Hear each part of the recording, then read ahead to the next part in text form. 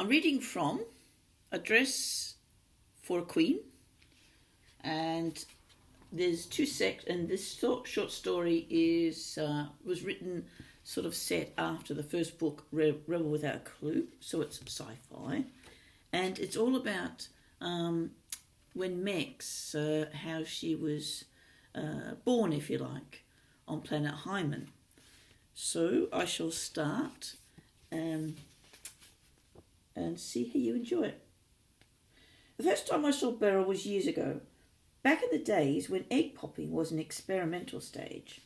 I was staring at the fish aquarium on the wall, wondering if fish felt pain, when Beryl voice boomed from nowhere.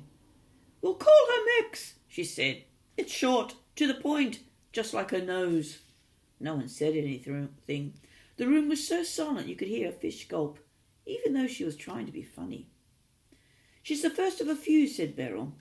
"So you keep saying," muttered one of the many scientists, or whitecoats, as they were known. "And she needs a name that is something special."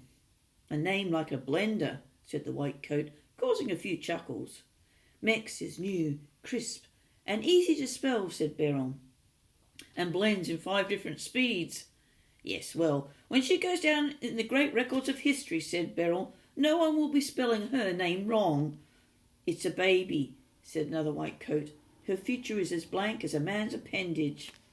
The scientists fell about laughing. "Very funny. It must be absolutely fabulous to have both brains and wit," said Beryl. "We do our best. Why not crack a joke along with a code?" Beryl let out one of her infamous "who's in charge" coughs, and continued, "As well you know, Mex is from the new batch of eggs, and it's in her genes to be great. There are no comedians in her lineage." A few muttered as Beryl's pale face loomed into view like a vertical sunrise. Her blonde hair was piled up high like scoops of ice cream in a cone, with a tiny little pink bow stuck in the middle. I watched her face block out my view of the fish and wondered if the bow would fall off if I tapped it. I stretched a touch. Beryl tugged at my finger. "You're the first," she smiled, "but you're not the last." I grabbed her finger, clung to the warm flesh until she pulled free, moved on to the next baby capsule. Babies from the same batch of eggs. "You're special," she muttered to one of them. "Ow, that was my finger. You can go back," she said to another. "Really, ma'am, give her a try. It's not even been a week." "She needs more work," said Beryl. "But work at this stage, is it high on the agenda?" The room fell silent as the silence was ushered outside. 5 of us were incubated that summer, and we were, according to her leadership, so special that we remained in the incubation centre and were not, like any other generation, farmed out to a grandmother. Instead, we were to watch, absorb, and ask. We grew up under the eye of women in white coats, clutching test tubes and looking under microscopes, and when we were old enough, we sat on the workbench watching, questioning, and sometimes recording as they investigated, along with cracking the odd joke. "See this," said one white coat, stabbing at a petri dish containing mouldy brie. "In a few days' time, opening this will clear the room." "Wonderful."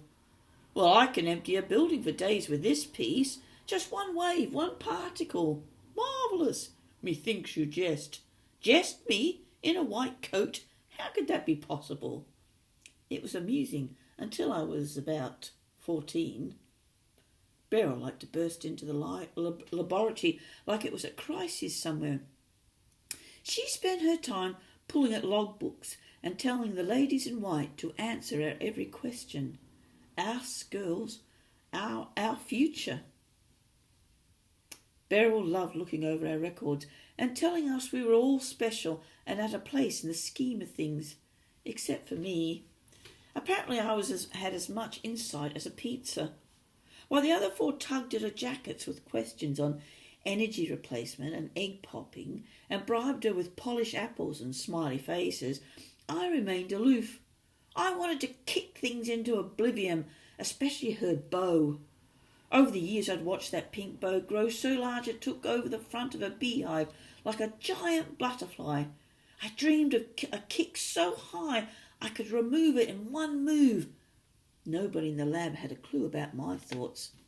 Back then, in Beryl's pink bow days, she was a voted-in apprentice and desperate to move up. She often talked of the leader's chair and the room with a view, and how one day she would be there with a picture on the wall of leaders. A picture is just a picture, easily removed, said one of the prodigies. Not mine, said Beryl. I'll be running things, making all the right decisions. Right decisions are only right upon reflection, said another prodigy. Beryl threw a look. One day I'll be in charge, basking in my glorious leadership skills, looking on the view from the top. What's wrong with the view here, said one of the white coats. We looked outside at the slag heap by the bike shed, and for the first time no one could think of a joke. Well, that's a wee bit of Mex and how she began how she was born. Like, she came from a test tube, and then she grew up in a laboratory, and she was supposed to be a genius, but what she really wanted to do was kick things. So until next time, happy sci-fi.